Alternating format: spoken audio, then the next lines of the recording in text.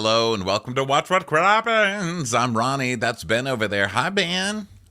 Hi, how's it going? Good. We just got back from an amazing Texas weekend. So much fun on tour. We are going to be in Vegas this Thursday night at Wise Guys Comedy, Las Vegas, Nevada. You've heard of it. Come see us. It's going to be so much fun. Then in June, we're finishing off the tour in Seattle and Los Angeles. Get your tickets over at watchwhatcrappens.com. You can also find links to our Patreon, and that's where you find all of the videos, which we're on right now, video recaps. Also, our trailer trash previews, which is where we go over the trailers for new shows and go frame by frame. We just did Miami, Next Gen NYC. What else? We also will be recapping Love Island there starting in June. So go over to Patreon for all of that good stuff. Well, we did a road trip in Texas and we set up our cameras on Ronnie's dashboard. And so we are going to have our normal road trip bonus episode, which is normally audio. This time we'll have video. So that's very exciting. And I am looking forward to it. I made an animation because that's what I do these days, and it's really janky and stupid. But I just want to say I'm that excited about our Texas road trip videos. Yeah, it was a good time. So those will be the next couple of weeks coming up. So join us over at Patreon for those. Happy Mother's Day late to everybody. I got back yesterday morning. I got up early so I could drive back from Dallas and make Mother's Day. Wow, what a Mother's Day. Do you want to hear what happened to me? I'm sensing something happened.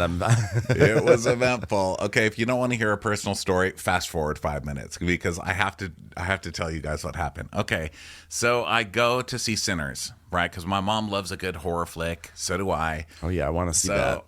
This has been getting crazy reviews. It's made all this money. Everybody's loving it. So we go see Sinners.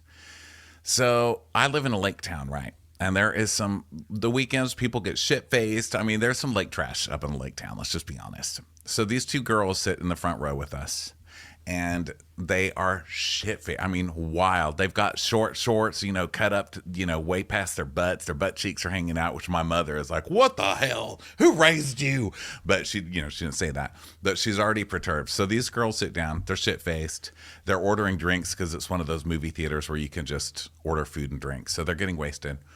So they start talking, and I'm like, you know what, Ronnie, don't be a Karen. They're just some girls out having fun. But then they just start having full voice conversations in the movie. And this is a very serious movie, So I went, girls, be quiet. Come on. And they're like, sorry. So then they keep talking. So then like another half an hour later, girls, come on now. They're like, sorry. Finally, an hour and a half into this movie, finally the vampires show up. Because it's a vampire movie. The vampires don't even come out for an hour and a half, okay? So I've got my mom on one side of me going, what kind of vampire movie is this? There's no vampires in it. So she's pissed, and she's like, tell those girls to shut up. So finally I just went, shut up, fuck! Like I yelled at them. And then they looked at me. Okay, so there's a lot of music in here as well. So she stands up with her beer, and she starts dancing. You say, yeah! No. Singing. Standing up and dancing at the movie theater like she's at a concert? No. Like sexy dancing, She's like, yeah. And so finally the vampires are here in the movie. And I'm like, I'm not missing this part. I've been waiting for an hour and a half through all of this drama. I want to see some people fighting vampires, right? So I go out to get the people, whatever. That takes forever, too, because there's a line to get to the manager. And I'm like, here I am, a fucking Karen on Mother's Day. I hated that I was even in this position. So I get them to finally come in. After taking like 5 to 10 minutes to get them to even come in, all he does is go over there and go, please be quiet, and then leaves. So, of course, now they're glaring at me because they know I tattled on them because he followed me right back in there. And now I've already yelled at them, by the way, and cursed them out. So now they're glaring at me. So the credits finally roll. I miss, by the way, everybody getting killed. I missed the whole... Okay. Because that happens in 10 minutes. Enough about the story. Let's not talk about what happened in the movie since I'm planning to see it tonight. But let's go on. It's a vampire movie. So I missed all the death and destruction. Okay? So I'm pissed. I'm already pissed. I come back, everybody's dead. Everybody who dies is dead. So I'm already pissed. So then the credits start rolling, and I'm like, these girls are going to videotape me. Because another thing I forgot to mention was after they got in trouble, she starts watching videos on her phone at full volume. on the phone with the speaker of Oh the phone my playing. God. So Why didn't I'm you like, take a video of them?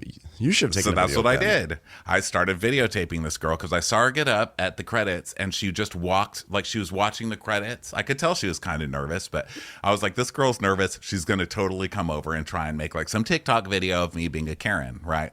So I start taping her. And you can't really see because it's on my leg and I'm just, being subtle. So sure enough, she comes over. My mom gets up to go pee because my mom's about to beat this girl up. I said, Mom, don't start a public confrontation. I'm already fighting with them. Just go to the bathroom. So she gets up and leaves. So she comes and sits down in my mom's seat and she starts posing. And her friend comes over and starts videotaping us. Well, she was like posing. So I start posing with her and like making kisses to the camera. And so I turned the phone so that she could see that she was being recorded. Well, first of all, I'm filming her friend. And I was like, oh, hey, that's the asshole girl who was drunk in the movie. Now she's wasted and filming me. And then I had to turn the camera around or whatever. So I pressed stop and re-record and the flash came on so now I've got the flash in this girl's face. And she deserves it. She's like, I just don't understand what I did to you to be such an asshole to me. And I said, oh, I'm the asshole. Do you know how much a movie costs? And I had to sit here and listen to your bullshit and watch you fucking porn dancing to the fucking movie. And then you were singing the hymnals along with the Nazi vampires. Are you fucking kidding me? That's what you got?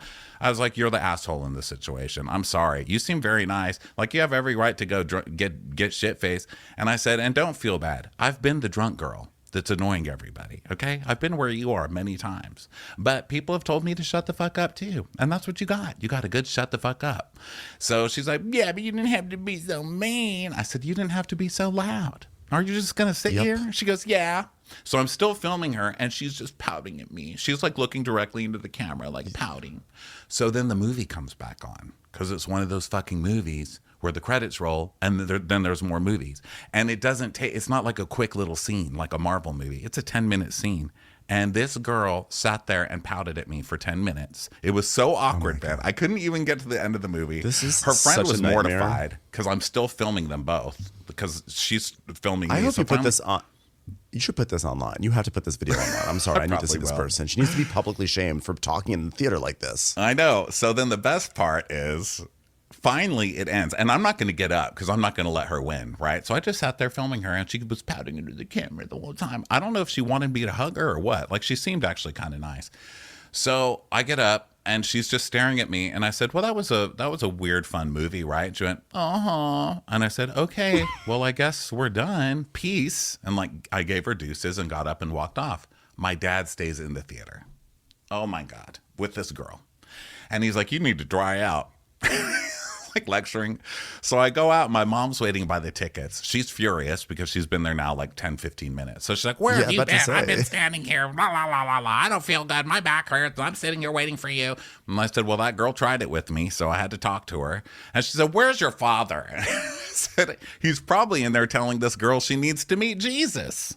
Well, sure enough, 5 minutes later, he comes out holding this girl's hand, and she's giggling like their boyfriend and girlfriend. Okay, she's like hee hee hee, and he's like, "Listen, it's a quick introduction. You know, all you need to do is invite him into your life, and you can come with me. You know, we have a great church, and it's not stuffy like normal churches. They have a band, and you know, it's great. Just call me, and I'll take you. You can come with me and my wife. Come to church." And I said, "Mom, I told you he was introducing this girl to fucking Jesus, and that's what he was doing." He was proselytizing to a drunk girl in the movie Sinners. I can't with these people. Like, you can't make this shit up.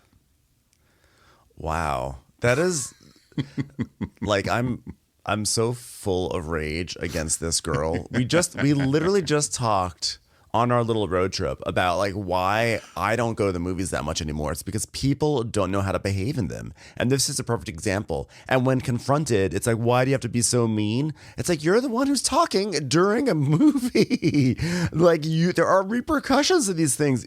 I'm begging you, you don't have to post the whole thing. I'm begging you, put a little bit up so people can see who this idiot was, because it's time. Okay, you know what? I don't care about the movie Sinners anymore. I care about the movie Shamers, because it is time for people in movie theaters to be publicly shamed for talking, especially for being drunk, especially for standing up and dancing. Like, no. I've had enough. This has to, like, the movie industry has to get behind this, because this is making people not want to go to the movies. Is these fucking idiots watching videos during movies and talking. It's enough. Too much. Stop it. It starts with you, Ronnie, shaming this girl on the internet. Of course, my father is proselytizing. I was dying. He was literally telling her, all you need to meet Jesus is just invite him in. Just come on over to our church. And I was like, Dad, we just watched Sinners. Like, really? You're going to proselytize after that? Oh my God. Oh, so then the movie theater was like, you were actually really nice about that. So here's some free passes. And I was like, you don't have to do that. And they were like, no, take them, whatever. I'm sorry you had a bad experience. So I leave and I get home and I'm like, I'm going to put these passes somewhere safe so I can actually use them. They're from 2024. They expired in 2024. So that was those fuckers, those fuck faces. That was the cherry on top. I would. Okay, now it's time for you to publicly shame that movie theater.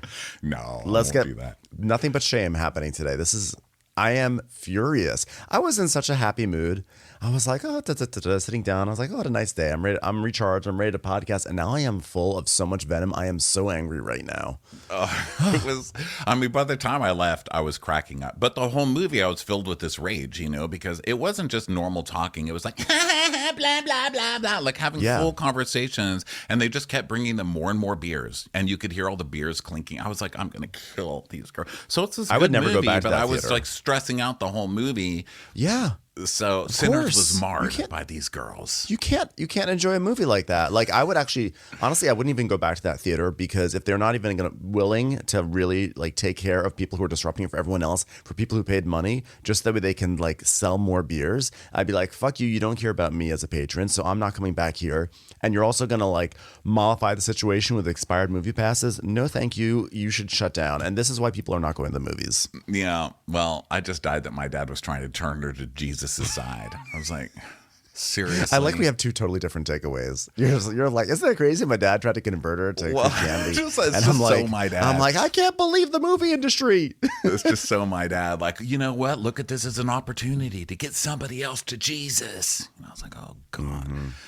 All right. So anyway, here we are with some Real Housewives of Atlanta. All right. Well, we begin with some shots of around Atlanta, and we're at Kelly's townhouse, and she's in there, and she's got all her daughters in there, and her daughters are like, they're like arranging a meal, and like one of her daughters is like serving very formally, and her other daughter does not appreciate it, and that was very unfortunate. But Chloe is saying that she got some B's, and she's talking about her grades, and Kelly is saying like, yeah, well, I know, like, go tell your dad. Which she starts talking about how she co-parents with Chloe's dad, because her dad is a different dad than everyone else's, and everyone else's dad is a monster, but Chloe's dad is actually he's actually pretty okay. Yeah, so they're besties, her and the first dad. And then the kids are serving each other food. She's serving food, and they're talking about the new house that they're moving and their new dog. And Kelly's like, our house is like a sorority house. We get the whole thing. Like, we're just girls living together. Mm-hmm. I'm like, this might be a good time to sit them down and tell them how to behave in Sinners. So then yes, we see that she's getting a new house, because this has been very difficult. They normally have 7,000 square feet. Okay, so it's been very difficult to live in a townhouse. So I'm trying to muster up some tears for them, but they don't come. Well, and then especially since half that townhouse is filled with waffles, so they're just like, there's just no room for anyone. She's like, you know what? My ex-husband thought it was inappropriate to be giving my girls round beds, but they're made out of waffles. So, we see a little flashback of her talking to a realtor about what she wants, and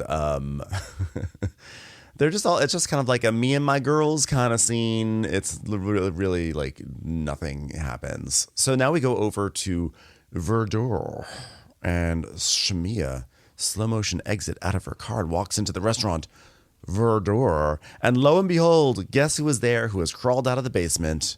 It's Ralph Pittman is sitting there shooting a scene with Shamiya. This is gross. And I don't know why Porsha gets all the shit online and Shamiya doesn't get the shit online when Shamiya is going out with Ralph. That's a pretty gross move, I think. And don't worry, Porsha comes too. So she deserves some of it too. But Portia's doing a tit for tat. I don't know what the fuck Shamiya's doing. She says it's okay for her to do it. It's like fine for her to go out with some like, you know, emotionally abusive stalker ex because in her case, she's done a podcast with him, but they weren't like doing a podcast. She was guesting on a podcast with him, or I don't know. And I don't know what it was. She even admits that she met Ralph through Drew. Like this is definitely, I think, a violation of girl code. I mean, Porsha obviously gets shit because Porsha has made such a fuss about filming. And then here she shows up and Ralph is there and she can say, oh, I didn't know Ralph was going to be there. But Porsha is not like some passive, you know, person on this experience. If she didn't want to film with Ralph, she would have walked out that restaurant. And Portia's totally the type that would do that. So the fact that she sat down there was like, oh, I didn't even know that Ralph was here. It's like, okay, we know what you're doing, Porsha. We know. I do not believe you. But Ralph's like, yeah, you know, since we do this podcast, you know, we did that podcast, you know, with me, Todd, and Ross. I thought of an idea for another podcast I wanted to run by you. It's called Dank. It takes place in basements across the cities. Yeah. Well, I was also thinking maybe calling it like Kings and Queens podcast, and it's like Family Feud meets Battle of the Sexes. I was like, Family Feud as a podcast, but Battle of the Sexes. Okay. How about you have a game Ralph. show where you go places and people try to figure out what it means? For example, you say, I just went to the beach, and we have to figure out where you really went. You fucking weird stalker asshole. So she's like, well, you know, here's the thing about podcasts. I'm a very rich person. So you really need to think about sponsorship.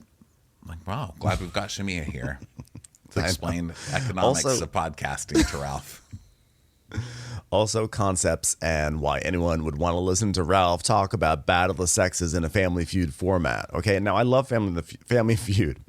But I have to say, the Battle of the Sexes thing, I think it's just like tired and old. I think that really Jerry O'Connell killed the Battle of the Sexes format for eternity because he tried to get that going. For like 20 years, Jerry O'Connell has been like, guys are like this and girls are like this. Am I right, guys? Isn't that crazy? And it's just like now I'm like, I never want to compare men and women again, ever again, thanks to Jerry O'Connell. It is over. Ralph, you missed your window. This ain't King of Queens. Okay, we don't need this. So Shamiya is defending herself because she's been on a podcast, so this is business, you know? And she's like, I'm a concerned citizen, and the people of the United States of Atlanta want to know if Ralph's wife and Dennis are making hot dogs. So I'm doing it. So then she's... business. Sorry, what'd you say? I said, it's business. Yeah, well, she did say marketing, or she did say sponsorships, so a huge business meeting. So she's like, let's address the elephant in the room. I met you through your wife, and what's happening now is just heartbreaking. Ralph, it's heartbreaking.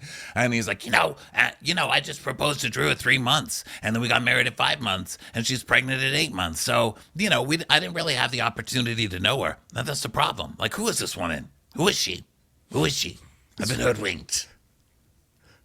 Whose fault is that? You're the one who popped the question. You can't like pop the question at 5 months and then be like, I didn't even know who she was.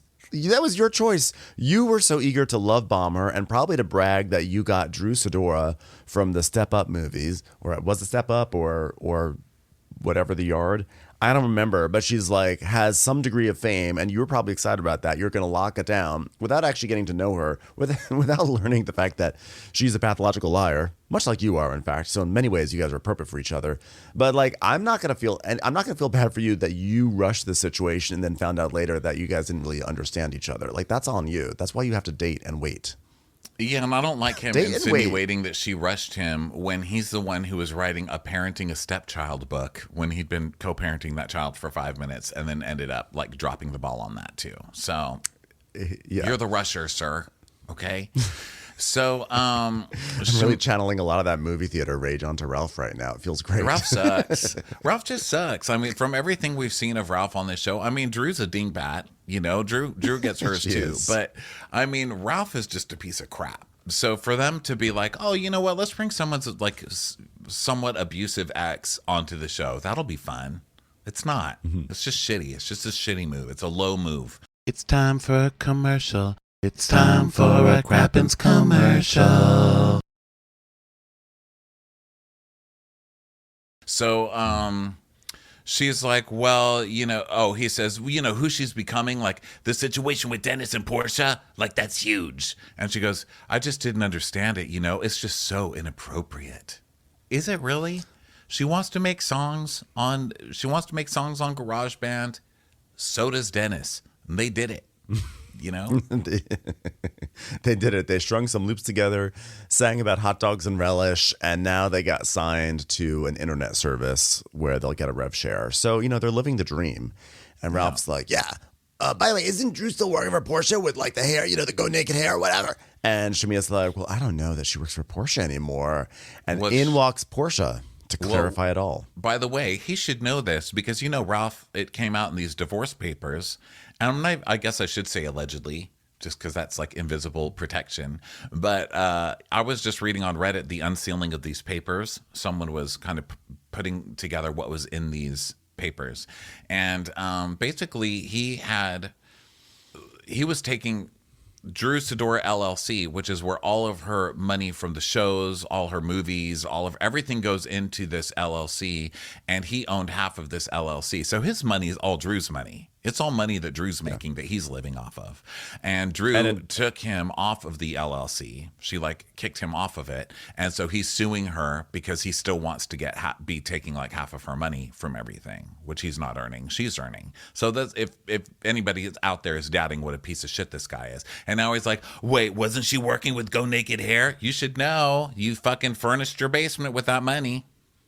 Yeah, exactly. And we saw in the trailer for the rest of the season that this is going to be an issue, that he locks her out of the house and claims that he actually runs Drew Sidora LLC. So even more proof that he is bullshitting right now. So Portia's like, okay, so let me give some context. Okay, I am not hanging out with Ralph. Okay, I didn't call him and ask him to come to dinner tonight. I said, Shamiya, you should call Ralph and invite him to dinner. That'd be hilarious. But it was not me. Okay, this is not a tit for tat. It's a tit and a tit for a tat. Okay, because he's got a tat and we got a bunch of tits. So that's what it is.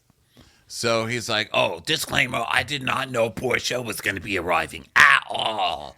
And Shamiya's like, well, look, I need to have a witness because I'm not going to be the person that Ralph went off with when he disappeared. I'm not that girl, You are that girl. Neither one of you is looking great right now. And Shamiya, just to add a little spoiler context through the rest of this episode, Shamiya kind of falls down in this episode. This is not a great Shamiya episode in general. And it looks like that's going to continue. Not Team Shamiya. Not Team Shamiya. Yes. So Porsha is saying how she severed ties with Drew. And Shamiya is saying, like, you know what? I'm happy to help out however I can with this podcast. I got you, Ralph. You're paying the bill tonight. And he's like, he's like laughing, and then he's like realizes that she's serious, even though she has an elevator in her house and like a brand new Bentley that's sitting on top of a Maybach. So that's what makes me more mad, because I know that ultimately Drew's paying for the bill. That's true. He doesn't make any money. So this is all Drew's money that he's spending on these two. So he's like, let's get these ladies a shot. And she's like, Porsha goes, well, just to warn you, I don't really like husbands right now, so you might be catching some strays. And then she starts talking about Dennis and how Dennis sent a text message. And then we're getting these fragments of text messages that are like basically Dennis saying, oh, Drew is interested in some, like, I said I told Drew I wouldn't fuck her, and I told her, just run me my money, I'm not going to fuck you. So, and by the way, let's not act like Dennis is the most reliable narrator either. It's like a whole bunch of idiots going on here creating scandal for themselves. So now Porsha shows this to Ralph, and she's under the guise of like, Ralph should know that like everything's okay. She's like, I wanted to say on the good side of what of Drew and the good deeds. I was probably also showing the text to Ralph to really show him that Drew and Dennis had not had sex because, you know, he was basically telling her, I don't want to have sex. I just give me money. But this is Porsha's way of showing Ralph that Drew was making advances towards Dennis. So as much as that Porsha is saying, oh, I want to show them that they never had sex, she was actually being shady and outing Drew. Yes. So but the text she shows says, don't run me that ass, run me my money. But it never shows her offering ass. Right. But it doesn't. Porsha is making it sound like she's saying she's not going to pay you. She just wants to fuck you instead. Like she's hoeing. She's basically accusing her of hoeing and saying, okay, I'll pay you for all these hot dog tracks with my ass, which never happened. That never happened in here, no matter how much they're going to try to make that sound. And if it did happen, we don't have the receipts yet. So the producer's actually laughing on camera and like, God damn, you're shady, Porsha. You know, saying, no, I'm being a good person. So then Ralph's like, well, I heard Drew was sleeping around. You know, maybe it's not with Dennis, but I heard that. And she goes, well, but there's been rumors about you. So are those all true? And he's like, he just pauses for a long time. And he's like, yeah, they're fucking true. Of course they're true with Ralph. And he's like, no. Yeah. And she goes, okay, well, because you heard rumors, that doesn't make it true. And he's like, well, but she had someone else she was with. So. Mm-hmm. Yeah. So Portia's like, don't use my divorce and say that we're going through the same thing. You got her talking about my child. She was like, I'll make enough money to send Pilar to college. And Ralph is like, that's what she said. And she's like, yeah, that's what Shamiya said that Drew said. And so Shamiya's like, well, she said it jokingly, I think, just so you know. And Ralph's like, that's very disrespectful. The only thing I care about is my kids. I just want my kids healthy so I could capitalize off of them a little bit more with my book that 3 people read. At least I want their knees healthy because I want them to be bringing me food up and down stairs a lot. So knee strength is important. And she's like, so you never cheated? Have you ever sniffed another woman? And he's like, yeah, of course. Of course I've sniffed. What man doesn't sniff? Major sniffer. He's like, So then Shamiya's like, did you ever cheat on Drew, Ralph? And he's like, classic Ralph. First he's like, well, I mean, what? Are you serious? What? And then finally he's like, no, I didn't cheat. He just never is able to answer that question cleanly. Like, that's all we've needed all these years is for him to be like, no, of course not. But he always is like, I mean, you already know the answer. You already know what I'm talking about. This is one of the cleanest versions. He only gave a little bit of misdirection before he then mumbles that he didn't cheat. Right. So then Shamiya talks about how she's always in trouble for defending Porsha because she's such a good person. You know, but she's going to do it anyway because that's the kind of friend she is, a good friend. You're the kind of friend to be nice to somebody who's on TV until you get your ass a full peach on TV, and then you immediately turn on said friend to stay head peach on a show. I see you. I see what kind of friend you are. Shamiya. I've turned. Yeah. I've turned on Shamiya. I don't care. Okay. So, Shamiya then is saying how she eats shit every time she defends Porsha to the other women, especially with Angela. And Angela gives Shamiya pushback for even just laughing at jokes. So Portia's just there, and she's like, okay, well, whatever. Shamiya's like, okay, well, thank you so much for dinner, Ralph. Because basically the two of them just start talking and ignoring Ralph. And Ralph's like, hey, I'm still here, guys. Do you remember me? They're like, oh, yeah, we forgot. Oh, thanks. You can pay for this. Bye. Yeah, they're like, we're going to get dessert before we leave. So then we go over to Angela's investment property in Riverside. And she's like, well, you know, I own 5 investment properties and they're ready for sale mostly. But I'm hearing that the listing prices haven't been the most welcoming. And I'm in debt $2 million. So I'm in deep shit, basically. I mean, lower the price. Yeah, lower the price. I think you're charging a little too much. Nobody's paying $3 million for the house you're in right now. I'm telling you that much because we see it. And it's not bad, but it's not $3 million. I'm sorry. It's just not. And I like that Kelly comes over and she's like, cozy. When someone walks in and says, this is cozy, that's not a $3 million house. Yeah, that's her way of saying, "Oh, well, this is cute that you put this on the market." Okay. Yeah, that house was not 3 million. Okay, especially because everything we hear about Atlanta real estate is that you get these giant McMansions and they cost like 1.1 million, $750,000. So the fact that there actually was a house that was 3 million and it would look just kind of like a ranch home, not a ranch home. Yeah, maybe a ranch home, like a single story ranch. I was like, this feels like it might be overpriced, Angela. Yeah, so Kelly's looking at the house and she's like, I feel bad about what I said about their secret baby. I hope she's not going to tie me up in the basement. So then they're looking around and Kelly's like, there's no water in that pool. And they go into a bedroom and she goes, oh, this is an okay bedroom. So there's no closet in the bedroom. And she's like, don't come for me like that, please. Yeah, nothing's finished. There's like sticky notes where there's supposed to be like an oven or a fridge. And she's like, $3 million. Yeah, she's like, oh, don't pay attention to those. Those are my sticky notes, my stickies. So then this is where Kelly's like, well, this is cozy, so fresh and very cozy. Let me just say cozy again. Oh, you look very pretty today, Angela. And so now they're having the talk. So Kelly is talking about her family, but then we move on to Angela's marriage. And she's been together with Charles almost 10 years. He's the best friend she's ever had. And that's why she's surprised when it came across that Kelly acted like she knows something about her marriage. So what do you know, Kelly? Mm-hmm. Kelly's like, well, no, I'm sorry if it came off a certain kind of way. You know, I don't know how we'd talk to you and ask that and be like, well, I mean, he's got a baby, right? And she's like, well, okay, here's how it all happened. We were at an event. He was hosting it with Wendy Williams. And, you know, Wendy's husband was in the news for having a baby. So I went up to Wendy and I was like, it's only a baby. You know what? Even if it's true, it's just a baby. It's just another living soul who someone will have to take care of the rest of their lives. That's it. Nothing major. It's like just having a stick of gum. Forgive him. It's just a baby. It's just a baby.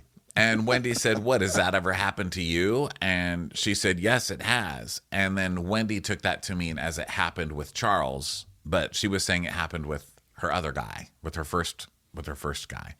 So she met her daughter's father. So then Angela is like, yeah, you know, there's an article about it. And Charles doesn't even care about that. But I'm like, well, wait a minute. People really think this now. So it would be nice if you cared.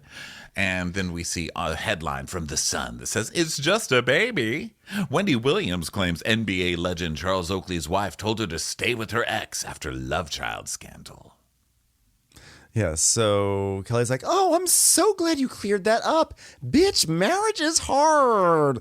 And Angela's like, yeah. And then there's also the groupies. And she says, you know, there was infidelity. And after that whole Madison Square Garden issue that happened, the scandal, like he went through a hard time. And she's like, I'm not making excuses for him, but I feel like he needed to feel validated. And so we took a break. And, you know, I'm very transparent about the growing pains in our relationship, the good, the bad, the in-between, the waffles. No waffles for us. But marriage is work and you have to both put in the work and yada, yada, yada. So she is pretty transparent. So I kind of do feel like if there was a baby, she'd be like, I think she would say it because her everything in her life is actually pretty messy to the point where, like, I don't think she would cover up a baby. Yeah, I don't either.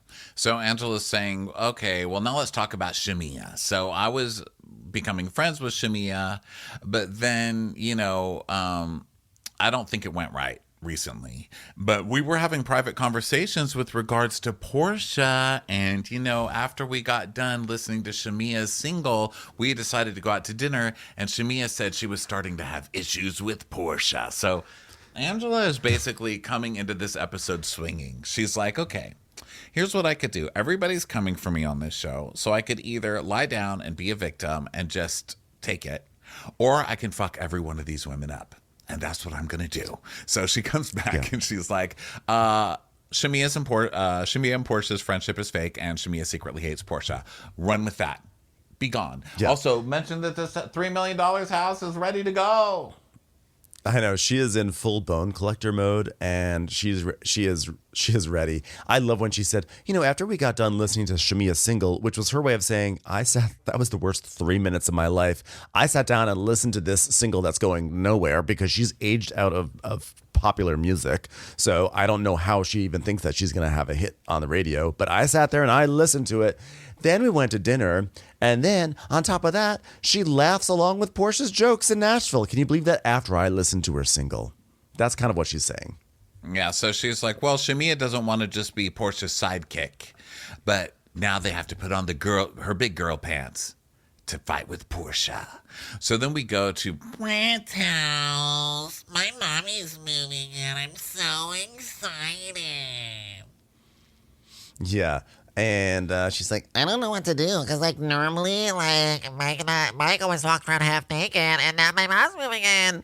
So, Mike's asking how everything's going with the girls, and she's saying she's not seeing eye to eye with anyone or even Angela.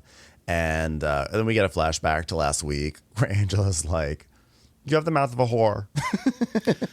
Well, I like how Britt makes herself the hero of every story. She's like, well, we weren't getting along and moving forward. I just don't know what happened with Angela. Maybe that you started talking shit to her in front of everybody else, for no reason when you weren't even part of the conversation. Maybe that's why. I don't know. Yeah. So we see clips of that with the stretch marks around your mouth. You're a whore, Britt. You're a whore. So Mike explains that he's going to be having lunch with Britt's sister Cher, and then Britt's talking about how when Mike came around, it put a wedge in the family because Cher saw Mike as taking her away, and literally no one cares. No one cares about Britt and her sister drama. They're just three increasingly uninteresting people. Yeah, I mean, it's enough to be talking about Britt's drama with her sister, but now we have to watch the husband and the sister make up? No. So she's like, finish your matcha. And he says, it's just green milk. Wow. So then we go to another investment property. I'm not drinking that. Yeah. Green just milk. Green milk. Also, why does he I also love why he feels the need to protest the matcha in that moment. Just be like, okay. Be like, whatever. It's just green milk. Yeah. It's milk with matcha. It's green milk. Drink it. Commercials. Here comes one right now. We go to another investment property from Angela. This time she's meeting up with Porsha to do the age-old Bravo tradition of bad tennis on TV. Yes, and she says, well, I'm excited to add Porsha to my investment property because under no circumstances do I want someone who says they're going to fuck my husband in my home. She's only getting the rental, which is so fucking funny. She's only going to be able to go to the investment property. She hasn't earned the right to come to the real house. She's not going to get to smell those freshly frying Brussels sprouts. Yes. So, which, by the way, Charles is cooking so much food. Let people come over, even if they said they want to sleep with him. Otherwise, it's just going to go to waste. So they start playing tennis and everything, and they're having fun back and forth. And Portia's like, Angela's a bad bitch. As soon as I met her, I liked her. As long as her and I come to some sort of understanding, maybe we can form a friendship. That way, she doesn't have to be just friends with Drew. Ugh. Yeah. So they play tennis crazily.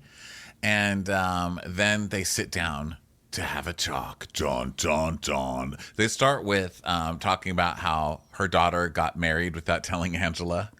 And she's like, she just did it because I'm a helicopter mom. So I guess it's my fault, really, in the end. And she's like, well, that reminds me of my Pampered by Porsha party. She's like, okay, I guess we'll move to that now. yeah, exactly. And Angela's like, oh, by the way, is there a conversation with Drew that can be had? She's like, Well, the opportunity kind of fell in my lap because I went to dinner with Shamiya, and Ralph was there totally unexpectedly. Yeah, I got a text from Dennis, and it looked like Drew saying she was trying to sleep with Dennis, and Dennis told her, no, just run me my money. And Angela's like, oh, my God, what are you doing? And then she goes, and this is why I won't have Porsha in my actual home. She needs to learn couth. Yeah. She's saying she wants to get Drew's side of the story because she doesn't want to believe that Drew would actually do something like that. So Angela's like, well, I've learned so much from talking to Drew. And Portia's like, Yeah, but I think it's important and only fair for me to talk to her too, and for her to hear my side. Then come to your own conclusion. so Angela's like, okay, you want to hear my conclusion? I can fix this. That's what I think. She's like, No, that's not the conclusion I was looking for. Okay, what did she talk to you guys about? And she said the money that Dennis earns can be contributed to a college fund for Pilar. And she's like, well, that's not how Shamiya said it. Shamiya said, I'm about to make so much money I can even send Pilar to college. So what? It's the same thing. I don't understand what Portia's hung up on here. Well, one way sounds like it's altruistic, even though it's the same thing. The tone of one way is like, I can help. This is actually like a really good thing. And the other way is like, who needs Porsha when I could be the new mama? So Porsha is mad about this. And so now Angela's like, no, it wasn't said like that. Okay. It was much more like chill. And we see a flashback, and it was actually, it was an overstep by Drew, but it wasn't like super flagrant. But when she said it, it was enough that we all flagged it like, oh, this is going to get back to Porsha and she won't be happy. Well, just because you mentioned the kid at all, because once you mention the kid, then it's like, how dare you speak about my child? But she didn't say anything bad about the kid. She said, oh, really? Well, Portia's mad. Well, this could make so much money, it could fund her college or at least contribute to some snacks, which we see her say. So then Angela's by the like, way, it will not contribute even to a snack. This is not contributing to a Nutter Butter or a Malamar. This music is not generating many pennies. I don't know. It was in the top 5 on the R&B chart. So I don't know. I don't know how much money you get from that, but it did pretty well from what we saw when we looked it up last week. So Angela's like, well, I did talk to Callie, and she said there was a time when Shamiya thought you didn't want her in this group. And she's like, but what? I vouched for her. And I showed her a list of the wives that I would want as a dream cast, and she was on it. But I just told her, your husband doesn't want to film. And I explained to her that might be a problem. So she's like, well, but I talked to her, and it seems like she thinks this is a lopsided friendship, and she doesn't want to be seen as Portia's lapdog, which you can tell by the last scene in which she orchestrated a scene to make Portia's enemy look bad, so that Porsha can look good. It's like, you're doing a great job, Shamiya. Yeah. So Porsha gets overwhelmed with emotion, and she sort of hides behind a fan that she's holding, and she's crying. And Angela's like, there, sort of attempts to be comforting. And Portia's like, Me and Shamiya have had way more one-on-one time than she's ever spent with these girls, so I thought if we ever had an issue that we would just band together and nothing could come between us. I'm like, yes, nothing will come between you except Bravo, the great destroyer of friendships, marriages, and really everything sacred. So congratulations on your former friendship. So then we go over to Drew's house. She's feeding the kids and stuff. And then she has not told the kids about divorce yet because they're court ordered by the judge not to tell the kids. I don't think the judge can court order you not what you tell your kids. I've never heard of that, but whatever. So her kids are in therapy because they don't want to damage the kids. Are they in ear therapy? Because I've heard your songs. Yeah. You're damaging them. So, okay. At the very least, they're going to have hot dog tinnitus. Get them some help. We are the hot dog. We are the hot dog. We are the relish. So speaking of therapy, Drew is going to meet with her therapist, who has now been downgraded to life coach. It's Bravo's great self-help guru, Dr. Ken, who is now FaceTiming in to give some more questionable assistance to Drew. She's like, oh my God, I know I haven't seen you for a long time. And he goes, that means that you're doing better. No, it doesn't. Since when does just skipping therapy all the time mean you're doing better? It means you're not making an effort, right? Like me. So Drew's like, I'm happy with my mental disabilities. Leave me alone. I already have medicine for this. It's called food. Okay? Now please leave while I eat my emotions. It's called yelling at bitches at sinners. That's how you get it out. Okay? I think if everyone that's the real therapy right there. So Drew is like, I was told yesterday that Ralph was out with Shamiya and Porsha.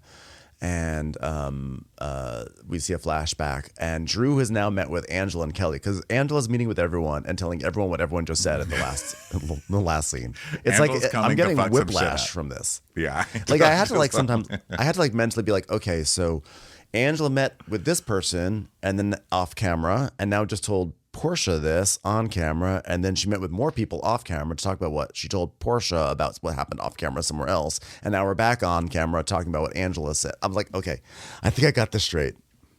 You can say whatever you want about Angela, but you can't say that she doesn't work because she works. She's like, all right, I'm taking a paycheck. I will fuck everybody up. So Drew's like, it used to be that I had no tears to cry, but now I'm at a point where I'm having tears throughout this process over Ralph. And Dr. Ken's like, that's progress. Why do people go to Dr. Ken? Has Dr. Ken ever given anybody good advice? You went to Dr. Ken for marriage counseling. How'd that work out? You're getting divorced, okay? Everybody who's gone to Dr. Ken has gone through pure misery. It's never worked. It's like going to celebrity rehab. Has that ever worked for literally anybody? No. Yeah, I think Dr. Ken is one of the least effective Bravo therapists out there. And there are a lot of ineffective Bravo therapists. Actually, they're pretty much all ineffective, except for maybe the one who got Erica to get a little bit closer to the idea of empathy. I would say that totally Erica's succeeded. is probably the best that we've seen on Bravo. Yeah. She's She really one killed of it. the only honest ones. I mean, that's not pizza party behavior, Erica, is one of the best pieces of therapy we've ever heard on this show, on these shows. Yeah. And, I'm going to give some extra credit to one of Jax's therapists who wasn't helpful because no one can really fix Jax, but she was honest in showing her utter dismay and disgust for him on camera when he was like spewing bullshit. And she just sat there on Vanderpump Rules just scowling like, this piece of garbage. Why am I wasting my professional degree on him? Well, also who did that was Craig's therapist on Southern Charm. She was really good. When he's like, I'm an She was amazing great. liar. I just lie all the time and it's so good nobody ever catches me. And she's like, why? Why do you... Then we never saw her But Dr. again. Dr. Ken actually believes he's making an impact when all he does is very little. So The other ones were just disgusted. You know what I mean? But Dr. Ken thinks he's helping. he really does. So he's like, so you don't have anything going on with Dennis? And she's like, right. And he's like, so you can't control what anyone else says. You can only stand on what you know. And what do you know? Nothing. Great. All right. That'll be $500. So now we go to elsewhere, moving elsewhere in Atlanta, upbeat music, etc. And we're finally at the Pampered by Porsha event. It's an event that apparently only people from this cast have been invited to, and Lauren, of course. So it This turns felt out... like- Oh, sorry. Go Yeah. ahead. No, I was gonna say this felt like a pretty like this event was mentioned late in the episode, and I feel like I think this event was only whipped up in the past 24 hours because this is just like the cast going to a rented space, right? Yeah, and this is the typical, like, I said I'm going to have an event, but I'm really suckering the cast into doing promo for my for my line and Yes. not paying them. It's one of those events. Yes. So they're all, and I was excited when I saw it because everybody's in lingerie and stuff, and I was like, oh my God, that was one of the best Atlanta episodes of all time, the pajama party, Right. That was a good one, but this was not that. This was just like Pampered by Porsha. They were all dressed in lingerie to do a photo shoot. So they come, and then what even makes it worse is you're going to try and have a meditation session with Lauren as the person who's... I don't want Lauren. Lauren needs her own meditation. What do you think it's like working for Porsha? Heal thyself. I think it's time for Lauren and Mal to have their own spin-off, just the sisters of, and they could just do boring things together. So Porsha is like, I want to be taken seriously as a brand, which is why I invited no one to this event except for my castmates. I mean, she had rented this cavernous space. Well, not cavernous, but it feels cavernous because it's a whole big ass space and there's like 6 people here and it's empty and echoey and awkward. So, but she wants to be taken seriously as a brand. And she's like, For a long time, I was identified solely as a wife, and that really held me back. But now I put that title down and picked up the one that's going to pay the bills. Pampered by Porsha Sheets. I mean, listen, Sure. I love to lie down, but I don't get it. I still don't really get it. So then Drew's like... did we see Sheets? Did we see Sheets at this event, by the way? I don't know, were they posing on a bed or something? I forget what they were posing on.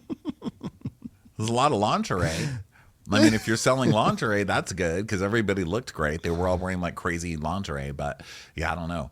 So Drew's like, wait, this is a photo shoot? Like, is this for our personal Instagram?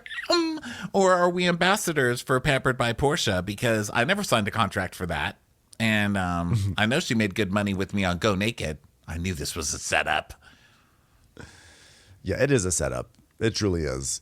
So Porsha's saying, you know, at some point you just need to stop arguing and moving forward. And she's decided that she's going to move forward, which is called growth. I'm like, okay, well, I will look forward to seeing the footage of you moving forward with any of your feuds. I'm sure that will happen someday.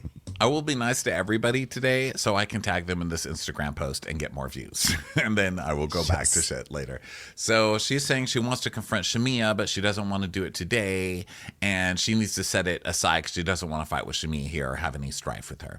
So meanwhile, Kelly and Shamiya sit in a separate room. And Kelly's like, well, I was a bit disturbed about what Drew said about you, Shamiya. And then we see a flashback to Drew saying, well, Shamiya said I need to put on my big girl panties and bark up the right tree because she's been Porsha's lapdog for a long time. Mm-hmm. And Angela clutches her pearls and laughs. So then Shamiya is like, she's like, okay, well, carry on with that narrative. And Kelly's like, I can understand why she said that, but I can also understand why that came about just from like, you know, Porsha and Angela having a conversation. Angela said Porsha was in tears. And Shamiya's like, about what? She's about you and about how you always run and tell certain sides of stories. And basically you're up Porsha's ass. So then Shamiya's like, I love Porsha. She's like a sister. And I can't believe she allowed a conversation about me to be had. And then not even mention it to me. That really hurts. We've seen many seasons of people talking shit about Porsha and Shamiya just laughing and kind of joining in with them. Have we not? I mean, I think we have. But she's doing the whole, you let them have a conversation about me, didn't say anything. How dare you? You had a conversation about Porsha. Right. You were literally venting about Porsha, you know? And you vented to people you didn't know very well, so it was inevitable that was going to go back to Porsha, you know? She's and like, I understand. I'm so mad that Porsha had a conversation with people about me venting about Porsha to those people. Like, are you listening to yourself? It's the classic sidekick wants to get main character energy, and it always creates huge ripples because the main character, the one that the sidekick is attached to, never wants to lose their sidekick. And then the sidekick always looks then kind of like they're like a social climber or something. So then they get a lot of flack, and then they're just trying to get their way. And it usually leads to the best drama, but neither of them can understand why there is drama in the first place. Because the sidekick's like, I'm just being mistreated. And the main character person's like, I always treat my sidekick well. Why does she want to stop being my sidekick? So that's what they're going through. The classic reality show sidekick main character breakup. So now Lauren leads them through meditation, which sounds painful. Lauren, stay away from my brain. Okay, you've numbed it enough by being on this show for 10 years. Leave me alone. So Shamiya will not meditate. She's just sitting up. Everybody else is lying down and going through the thing, but she's refusing to do it because she's upset. She's very hurt. So Kelly's like, are you going to meditate? She goes, you're messing it up. And she's like, well, but you're not meditating. And she goes, well, I was told if I felt comfortable to lie back and close my eyes, but I do not feel comfortable and I do not feel peace. Because somebody is hurting my peace, and she's right over there, pampered by Porsha. Yeah, and so so she's doing this very dramatic anti-meditation thing, and Porsha keeps going, shh, shh, shh. She's literally shushing her, which is also not helping the meditation. But it was, you know, it felt not unlike what I imagine your experience at Sinners was like. So Shamiya's like, well, she might not feel peace either now. Might be choking her. And Kelly's like, release your feelings. That's what you're supposed to do. So now Shamiya's like, well, was she talking shit? And Kelly says, well, basically everything that you told Angela, Angela went and told Porsha. I'm sorry to be the one to have to tell you this at this very important meditation center done by some girl who doesn't know what she's doing. And Lauren's like, let's let loving kindness linger as much as possible. Peace never comes as close as it does when you're wrapped in a pampered by Porsche seat. Am I right? So she's basically like, okay, so I told you guys how to talk to each other, so talk to each other in therapy speak. So Angela's like, Miss Porsha, may I speak with you? And Portia's like, sure. I just want to say that I appreciate your apology the other day, and you know that we're not going to get along all the time, but I hope that we can do more. Do you receive that? And Portia's like, I receive that, and I'm glad that we're both hopefully moving forward towards a future friendship because I think that's possible. so everyone's like, yay. Yeah, so then Kelly's And- like, well, I want to talk about a woman I admire. I admire both Shamiya and Porsha. You have such a good friendship. And I want Porsha and Shamiya to have a conversation about Shamiya talking about Porsha, and then Porsha finding out and talking about Shamiya, and then Shamiya getting mad, and now Portia's mad, and everybody should fight. Okay, let's do that. Let's do that instead. So Portia's like, I received that. And Shamiya's like, wait, who said that I said something? Because I haven't even talked yet, Porsha. So let me talk about my feelings. And she's like, well, Angela and I spoke yesterday about Shamiya. And apparently Shamiya's a best friend and I'm a bad friend. And that was a conversation. And Lauren's like, how did that make you feel? How did hearing that make... Lauren, whoever gave Lauren a talking stick, take it back. Portia's like, It makes me feel like shit. It saddens me. and Shamiya's like, I've never been the one to talk about my quote unquote friends behind their back, even though I did in this case. So anything that was brought back to her that allegedly brought her to tears yesterday has not been communicated to me. So no one has communicated to me about what I communicated to them first, that they have not communicated back to me about what I said in the first place. What are you talking about? You said it. Why does anyone have to go back to you to say, hey, just so you know, you said this thing? It's like, no, you said it. It got back to Porsha as you should have known it would. And so now we're down to the real meat of the issue, which is that Porsha didn't go to Shamiya's wedding in Kenya. So Portia's like, well, you said that I didn't come to your wedding and that Shamiya said I also didn't want her to come on the show. And I didn't say that. And Shamiya's like, well, yeah. And I asked you about that and you showed me your receipts of how you did not say you wanted me to only be a friend of, but how you wanted me to be a housewife. Okay. So I did bring it up to you and you proved it wrong. So anything that these girls have said that I've said about you, I've said it to you to your face. And Britt goes, Let it out, Shamiya. Let it out. Shamiya's like, I'm not an angel for sure. But if you come to me and try to have a conversation about Porsha, I shut it down. Have I not? Unless the conversation was started by me and was behind Portia's back. But other than that, I shut the conversations down. And Kelly's like, you definitely tell him. Portia's like, well, Well, how is that not reciprocated? No one has said anything about you in this room. My energy that is supposed to be a safe space to have a conversation. So when it comes to what Angela said, what would make you question your friendship or attack it? it's like, well, you didn't shut down Angela saying stuff. So you can't act like you shut it down. I mean, they're both a mess. well, so but Angela's Angela like, wasn't talking shit about Shamiya. She was just saying what Shamiya said about Porsha. Right? Oh, okay. All right. I see what you're saying. Yeah. So then Angela's like, well, Shamiya, I feel like you're afraid to say things that are bothering you. And I never would have, I would have never known Porsha didn't come to your wedding, you know? And Portia's like, Well, for the record, I didn't go to her wedding in Kenya because a couple of months prior to that, we weren't speaking. Okay. But before you said you didn't go because you got a doctor's note because you couldn't sit and coach. something As like I that. recall. Yeah. She was like, I And- can't sit and coach. The doctor gave me a note that said I would be too squished. I think, by the way, it's fully reasonable to be like, yeah, I can't go to your wedding in Kenya. I think that like when a wedding is out of the country in general, it's if someone says like, I'm sorry, I just can't make it. I think that's okay. I really do. Even if it's your best friend, it's just a schlep. You have to go to a whole other country. Like, especially Kenya's far. Okay. I got invited to a wedding in Pakistan once. I was like, have a great time. I can't make it. It's just too much work. I'm sorry. Yeah, that's too far. I'm trying to look. I'm going to say flight Especially if you weren't talking beforehand. Like, I understand if it's like, but you're my best friend. You got to come to Kenya. Fine. But like, if you guys weren't talking in the months leading up to the wedding, then you really can't expect someone to time. It's a schlep all the way to day. Kenya. It takes a whole day just to get out there. It takes 19 hours to get Also, there.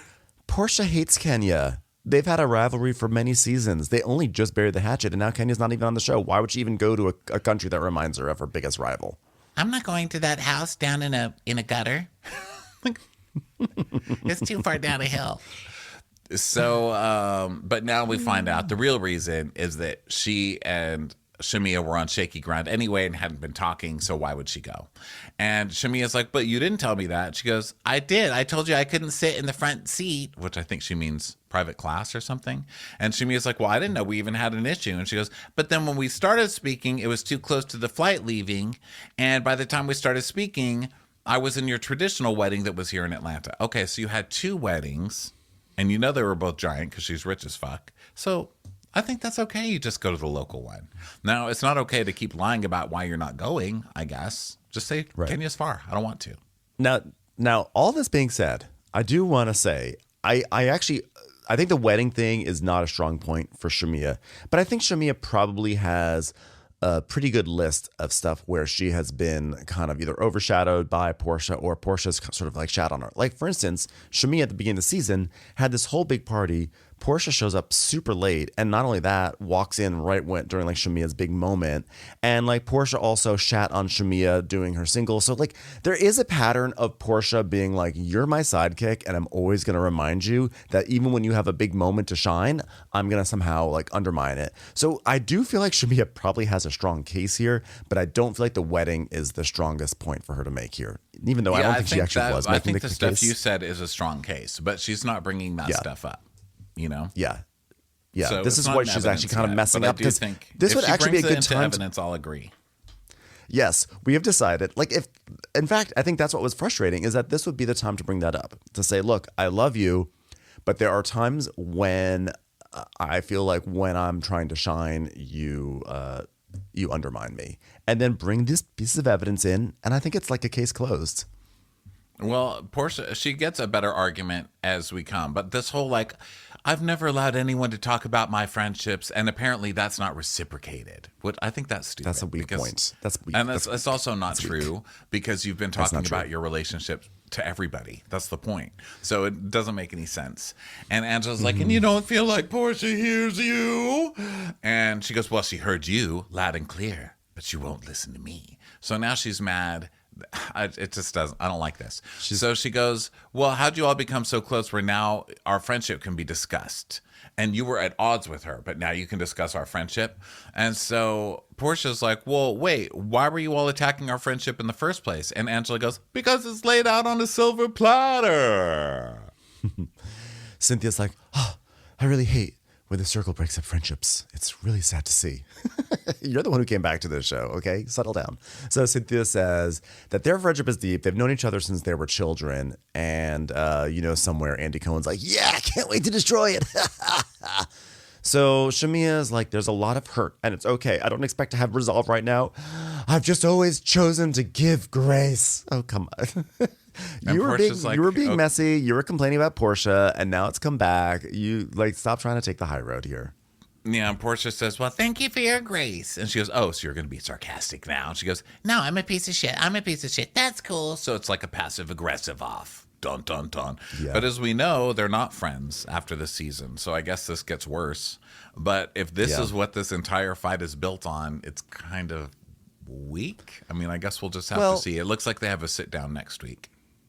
Yeah, I was going to say, I actually don't think it's weak. I just think that the wedding thing is not so strong. But it sounds like, I think that really what it is that Shamiya is coming into her own, and Porsha doesn't like it. Shamiya also has built up resentment and is torn between wanting to confront Porsha about it and wanting to be the person who's bigger than it. And I think it's just a shit show that's brewing. And I'm surprised they waited so late in the season to start kind of like emphasizing the storyline, because shockingly enough, we're like 10 or 11 episodes already into the season. I keep thinking we're like on episode 6, but we're really pretty deep in it. Yeah. Here we are. Yeah. Atlanta. Deep thoughts by Ben. Atlanta. That's it, everyone. Well, next week we get a scene of their sit down, and it doesn't look like it goes very well. Shamiya versus I don't know. I just think with this whole thing, we've never really seen Porsha talk shit about Shamiya. We've seen the stuff like you said about her being shitty or shady about the song, and the wedding stuff was years ago. But then the the other stuff that happened this season, like we've seen, or her showing up late and, you know, being a diva during the car reveal or whatever. Like we've seen stuff like that, but we haven't really seen Porsha talking shit about Shamiya. And we haven't seen Shamiya say anything really mean about Porsha, but we have seen her say over and over that she doesn't like being called Porsha's lapdog and this and this and that. So it'll be interesting to see where it goes. It's just sad that such a relationship can go that far off the rails based on this. Like, I don't like that you talk to somebody about our relationship. I think that's weak. Yeah. I mean, I don't know. But we'll see. We'll see where it goes. I see what you're saying. I see what you're saying, They need to get Ronnie, Phaedra in here already. Jesus Christ. How long does it take to sign her? Just get her over here. I know. It's taken a very long time. Well, anyway, we'll see what happens with that relationship. And thanks, everyone, for being here. And we'll catch you on the next episode. Bye, everybody. Bye. Watch What Crappens would like to thank its premium sponsors. Ain't no thing like Allison King. It's always a party on Allison Block. Our way is the Amber way. It's the Foster and the Furious. It's Amanda Foster. She can run my country. It's Angie McGovern. It's always automatic with Ashley Auto. Put your hands together for Carly Clapp. Get on the right foot with Chrissy Offit. She's not just a Sheila, she's a Daniela. Etchels. We never miss her call. It's Diane Call. Aaron McNicholas. She don't miss no trickolas. Hava Nagila Weber. You'll never hide from Heidi Eleanor Jones. I go, you go, we all go for Hugo. Jamie. She has no last namey. She's our kind of mess. It's Jennifer Messer. Sip some scotch with Jessica Trotch. She's our favorite streamer, Caroline Peacock. Kristen the Piston Anderson. Get a bee in your bonnet with Lacey B. Bringing the funk, it's Leslie Plunkett. She gets an A from us. It's Lindsay D. Let's give a kisserino to Lisa Lino. Fresh as a daisy, it's Maisie McHenry. We love her on the rocks. It's Melissa Cox. Megan Berg. You can't have a burger without the Berg. This is Livin' with Michelle Vivian. I love ya, Olivia Williamson. Tastier than Flanderson, it's Rachel Manderson. She sure is swell. It's Raquel. Yes, we canna, it's Savannah. Cast a spell with Shannon Spellman. Let's share with Sharon Eldridge. The Bay Area Betches. Betches. And our super premium sponsors. She's VVIP, it's Amanda V. Can't lose when you're with Amy Baldwin. Somebody get us 10 cc's of Betsy MD. We're taking the gold with Brenda Silva. Let's get real with Caitlin O'Neill. Don't get salty with Christine Pepper. Can't have a meal without the Emily Sides. Let's go into the woods with Guy Tubbs. Who, what, why, where, and Gwen Pentland. It's our queen, it's Queen Laifa. Nobody holds a candle to Jamie Kendall. Know your worth with Jason Kurth. Hail the Cork Master, the Master of the Cork, Jennifer Corcoran. We got our wish, it's Jen Plish. She's not harsh, she's Jill Hirsch. She's a little bit loony. Junie. My favorite Murdo, Karen McMurdo. She gets an A, it's Kelly B. We love him madly, it's Kyle Pod Shadley. We're ride or die for Lisa Ryder Barron. She's a whiz, it's Liz Sarthy. Always killing it, it's Lola Alkalani. The incredible edible Matthews sisters. She eases our woes, it's Melissa St. Rose. We're on the floor with Molly Dorset. There's a chance of meatballs, it's Rebecca Cloud. She's the queen bee, it's Sarah Lemke. Shannon, out of a cannon, Anthony. Let's take off with Tamla Plain. It's always a good time when you're wasting time with Bravo. She ain't no shrinking Violet Kuchar. We love you guys.